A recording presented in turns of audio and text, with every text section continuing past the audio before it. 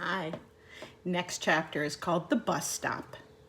Olivia's mom, Augie, Jack, and Daisy come down on the stoop just as I'm saying goodbye to Olivia. Slightly awkward since we are in the middle of a nice long kiss. Hey guys, said the mom, pretending not to see anything, but the two boys are giggling. Hi, Mrs. Pullman. Please call me Isabel, Justin, she says again. It's like the third time she told me this, so I really need to start calling her that. I'm heading home, I say, as if to explain. Oh, are you heading to the subway? She says, following the dog with the newspaper. Can you walk Jack to the bus stop? No problem. That okay with you, Jack? The mom asks him, and he shrugs. Justin can stay with him until the bus comes. Of course. We all say our goodbyes. Olivia winks at me. You don't have to stay with me, says Jack as we're walking up the block.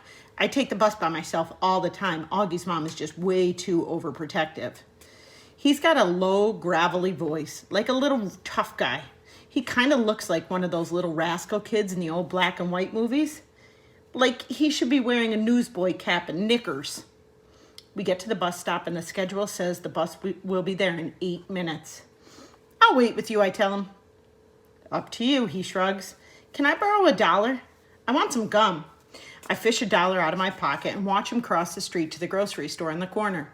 He seems too small to be walking around by himself. Somehow, then I think I was that young when I was taking the subway by myself. Way too young. I'm going to be an overprotective dad someday, I know it. My kids are going to know I care. I'm waiting there a minute or two when I notice 3 kids walking up the block from the other direction. They walk right past the grocery store, but one of them looks inside and nudges the other 2, and they all back up and look inside. I can tell they're up to no good, all elbowing each other, laughing. One of them is Jack's height, but the other 2 look much bigger, more like teens. They hide behind the fruit stand in the front of the store, and when Jack walks out, they trail behind him, making loud throw-up noises. Jack casually turns around at the corner to see who they are, and they run away, high-fiving each other and laughing. Little jerks. Jack crosses the street like nothing happened and stands next to me at the bus stop, blowing a bubble. Friends of yours? I finally say. Huh, he said. He's trying to smile, but I can see he's upset. Just some jerks from my school, he says. A kid named Julian and his 2 gorillas, Henry and Miles. Do they bother you like that a lot? No, they've never done that before. They'd never do that in school or they'd get kicked out. Julian doesn't even live around here, so I guess it was just bad luck running into him. Oh, okay, I nod. It's not a big deal, he assures me. We both automatically look down Amesforth Avenue to see if the bus is coming. We're sort of in a war, he says after a minute, as if that explains everything. Then he pulls out this crumpled piece of loose leaf paper from his jean pocket and gives it to me. I unfold it, and it's a list of names in 3 columns. He's turned the whole grade against me, says Jack. Not the whole grade, I point out, looking down at the list. He leaves me notes in my locker that say stuff like, everybody hates you. You should tell your teacher about that. Jack looks at me like I'm an idiot and shakes his head. Anyway, you have all these neutrals, I say, pointing to the list, and if you get them on your side, things will even up a bit. Yeah, well, that's really going to happen, he says sarcastically. Why not? He shoots me another look like I'm absolutely the stupidest guy he's ever talked to in the world. What? What'd I say? He shakes his head like I'm hopeless. Let's just say, he says, I'm friends with someone who isn't exactly the most popular kid in the school. Then it hits me. What he's not coming out and saying, August. This is all about his being friends with August. And he doesn't want to tell me because I'm his sister's boyfriend. Yeah, of course, makes sense. We see the bus coming down Amesforth Avenue. We'll just hang in there, I tell him, handing back the paper. Middle school is about as bad as it gets, and then it gets better. Everything will work out. He shrugs and shoves the list back into his pocket.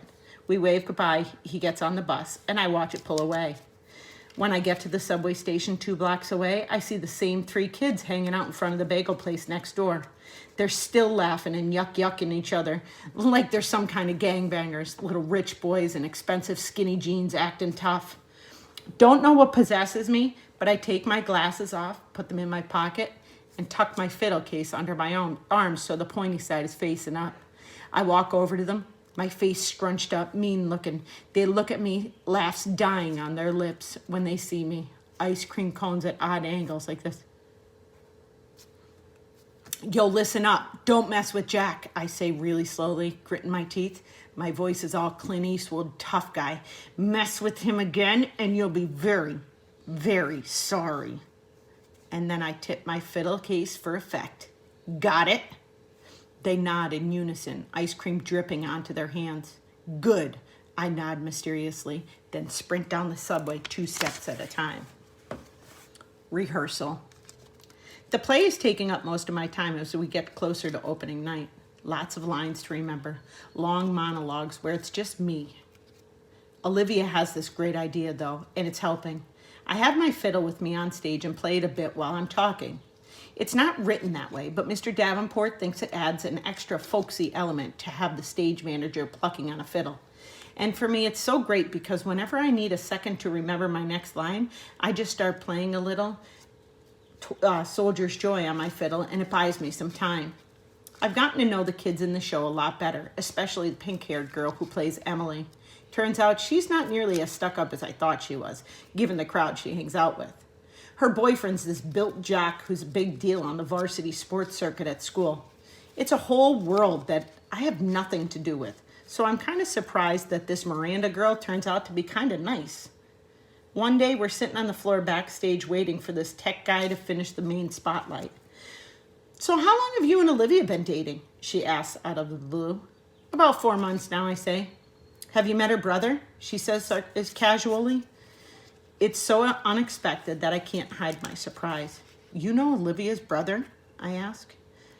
V didn't tell you? We used to be good friends. I've known Augie since he was a baby.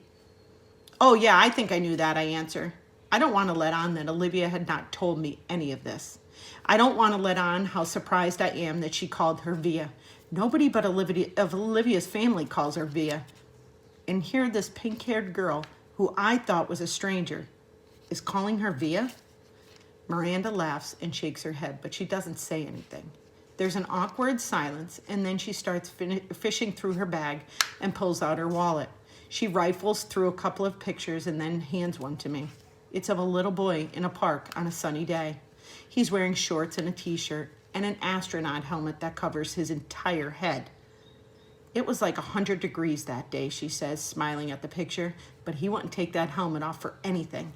He wore it for like 2 years straight, in the winter, in the summer, at the beach. It was crazy. Yeah, I've seen pictures in Olivia's house. I'm the one who gave him that helmet, she says. She sounds a little proud of that.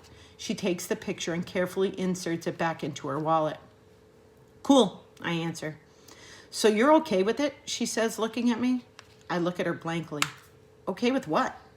She raises her eyebrows like she doesn't believe me. You know what I'm talking about, she says, and takes a long drink from her water bottle. Let's face it, she continues, the universe was not kind to Augie Pullman. Next chapter, Bird. Why didn't you tell me that you and Miranda Navis used to be friends? I say to Olivia the next day. I'm really annoyed at her for not telling me this. It's not a big deal, she answers defensively, looking at me like I'm weird. It is a big deal, I say. I looked like an idiot. How could you not tell me? You've always acted like you don't even know her. I don't know her, she answers quickly. I don't know who that pink-haired cheerleader is. The girl I knew was a total dork who collected American Girl dolls. Oh, come on, Olivia. You come on. You could have mentioned it to me at some point, I say quietly, pretending not to notice the big fat tear that's suddenly rolling down her cheek. She shrugs, fighting back bigger tears. It's okay, I'm not mad, I say, thinking the tears are about me. I honestly don't care if you're mad, she says spitefully. Oh, that's real nice, I fire back. She doesn't say anything. The tears are about to come. Olivia, what's the matter? I say. She shakes her head like she doesn't want to talk about it, but all of a sudden the tears start rolling a mile a minute. I'm sorry, it's not you, Justin. I'm not crying because of you, she finally says through her tears. Then why are you crying? Because I'm an awful person. What are you talking about? She's not looking at me, wiping her tears with the palm of her hand. I haven't told my parents about the show, she says quickly. I shake my head because I don't quite get what she's telling me. That's okay, I say. It's not too late. There are still tickets available. I don't want them to come to the show, Justin, she interrupts impatiently. Don't you see what I'm saying? I don't want them to come. If they come, they'll bring Augie with them, and I just don't feel like... Here, she's hit by another round of crying that doesn't let her finish talking. I put my arm around her. I'm an awful person, she says through her tears. You're not an awful person, I say softly. Yes, I am, she sobs. It's just been so nice being in a new school where nobody knows about him, you know? Nobody's whispering about it behind my back. It's just been so nice, Justin. But if he comes to the play, then everyone will talk about it. Everyone will know. I don't know why I'm feeling like this. I swear, I've never been embarrassed by him before. I know, I say, soothing her. You're entitled, Olivia. You've dealt with a lot your whole life. Olivia reminds me of a bird sometimes, how her feathers get all ruffled when she's mad. And when she's fragile like this, she's a little lost bird looking for its nest. So I give her my wing to hide under. The next chapter is called The Universe. I can't sleep tonight. My head is full of thoughts that won't turn off. Lines from my monologues, elements of the periodic table that I'm supposed to be memorizing, theorems I'm supposed to be understanding. Olivia, Augie. Miranda's words keep coming back. The universe was not kind to Augie Pullman. I'm thinking about that a lot and everything it means. She's right about that. The universe was not kind to Augie Pullman. What did that little kid ever do to deserve his sentence? What did the parents do, or Olivia? She once mentioned that some doctor told her parents that the odds of someone getting the same combination of syndromes that came together to make Augie's face were like 1 in 4 million. So doesn't that make the universe a giant lottery then? You purchase a ticket when you're born, and it's all just random whether you get a good ticket or a bad ticket. It's all just luck. My head swirls on this, but then softer thoughts soothe, like a flattened bird on a major chord. No, it's not all random. If it really was all random, the universe would abandon us completely, and the universe doesn't. It takes care of its most fragile creations in ways we can't see. Like with parents who adore you blindly, and a big sister who feels guilty for being human over you, and a little gravelly voiced kid whose friends have left him over you, and even a pink-haired girl who carries your picture in her wallet. Maybe it is a lottery, but the universe makes it all even out in the end. The universe takes care of all its birds. Okay, now we're on part 6, and we're back to August again. And his next little quote is, "What a piece of work is a man, how noble in reason, how infinite in faculty, in form and moving, how express and admirable, in action, how like an angel, in apprehension, how like a god, the beauty of the world." And that was written by Shakespeare. North Pole. The Spud lamp was a big hit at the science fair. Jack and I got an A for it. It was the first A Jack got in any class all year long, so he was psyched. All the science fair projects were set up on the tables in the gym. It was the same setup as the Egyptian Museum back in December, except this time there were volcanoes and molecule dioramas on the tables instead of pyramids and pharaohs. And instead of the kids taking our parents around to look at everybody else's artifact, we had to stand by our tables while all the parents wandered around the room and came over to us one by one. Here's the math on that one. 60 kids in the grade equals 60 sets of parents and doesn't even include grandparents. So that's a minimum of 120 pairs of eyes that find their way over to me. Eyes that aren't as used to me as their kids' eyes are by now. It's like how compass needles always point north, no matter which way you're facing. All those eyes are compasses, and I'm like the North Pole to them. That's why I still don't like school events that include parents. I don't hate them as much as I did at the beginning of the school year, like the Thanksgiving Sharing Festival. That was the worst one, I think. That was the first time I had to face the parents all at once. The Egyptian Museum came after that, but that one was okay because I got to dress up as a mummy and nobody noticed me. Then came the winter concert, which I totally hated because I had to sing in the chorus. Not only can I not sing at all, but it felt like I was on display. The New Year art show wasn't quite as bad, but it was still annoying. They put up our artwork in the hallways all over the school and had the parents come and check it out. It was like starting school all over again, having unsuspecting adults pass me on the stairway. Anyway, it's not that I care that people react to me. Like I've said a gazillion times, I'm used to that by now. I don't let it bother me. It's like when you go outside and it's drizzling a little. You don't put on your boots for a drizzle. You don't even put up your umbrella. You walk through it and barely notice your hair getting wet. But when it's a huge gym full of parents, the drizzle becomes like this total hurricane. Everyone's eyes hit you like a wall of water. Mom and Dad hang around my table a lot, along with Jack's parents. It's kind of funny how parents actually end up forming the same little groups their kids form. Like my parents and Jack's and Summer's mom all like and get along with each other. And I see Julian's parents hanging out with Henry's parents and Miles's parents. And even the two Max's parents hang out together. It's so funny. I told Mom and Dad about it later when we were walking home, and they thought it was a funny observation. I guess it's true that like sees like, says Mom. The Augie doll. For a while, the war was all we talked about. February was when it was really at its worst. That's when practically nobody was talking to us, and Julian had started leaving notes in our lockers. The notes to Jack were stupid, like, "You stink, Big Cheese, and nobody likes you anymore." I got notes like, "Freak," and another that said, "Get out of our school, orc." Summer thought we should report the notes to Miss Rubin, who was the middle school dean, or even Mr. Tushman, but we thought that would be like snitching. Anyway, it's not like we didn't leave notes too, though ours weren't really mean. They were kind of funny and sarcastic. One was, "You're so pretty, Julian. I love you. Will you marry me? Love, Beulah." Another one was, "Love your hair, XOX, Beulah." Another was, "You're a babe. Tickle my feet, XO, Beulah." Beulah was a made-up person that me and Jack came up with. She had really gross habits like eating green stuff between her toes and sucking on her knuckles. And we figured someone like that would have a real crush on Julian, who looked and acted like someone on a Kids Bop commercial.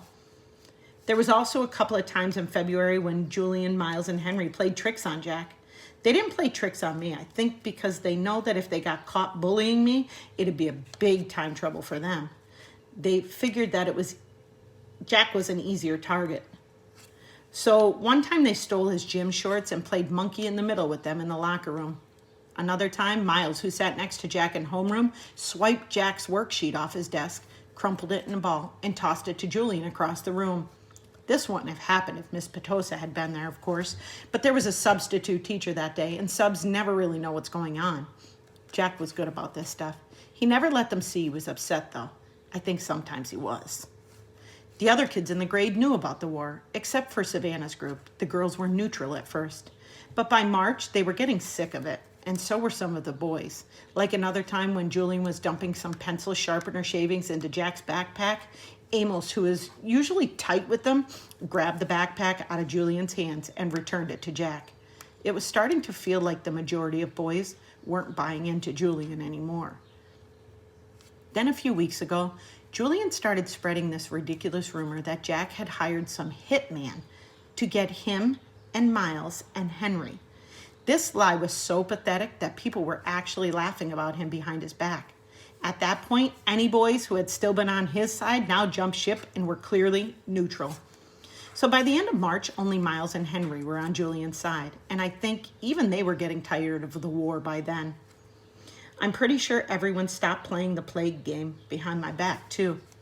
No one really cringes if I bump into them anymore, and people borrow my pencils without acting like the pencil has cooties. People even joke around with me now sometimes. Like the other day, I saw Maya writing a note to Ellie on a piece of Ugly Doll stationery. And I don't know why, but I was just kind of randomly saying, "Did you know the guy who created the Ugly Dolls based them on me?" Maya looked at me with her eyes wide open like she totally believed me. Then, when she realized I was only kidding, she thought it was the funniest thing in the world. "You're so funny, August," she said, and then she told Ellie and some of the other girls what I had just said, and they all thought it was funny too. Like at first they were shocked, but then they saw I was laughing about it, and they knew it was okay to laugh about it too. And the next day, I found a little ugly doll keychain sitting on my chair with a nice little note from Maya that said, "For the nicest Augie doll in the world, XO Maya." 6 months ago, stuff like that would never have happened, but now it happens more and more. Also, people have been really nice about the hearing aids I started wearing. Big deal, right? We'll read more tomorrow. Oh, no, I lied. We'll read more on Monday. You're off of school on Friday and Monday. Yay! You have Friday and Monday off. Catch you on Tuesday.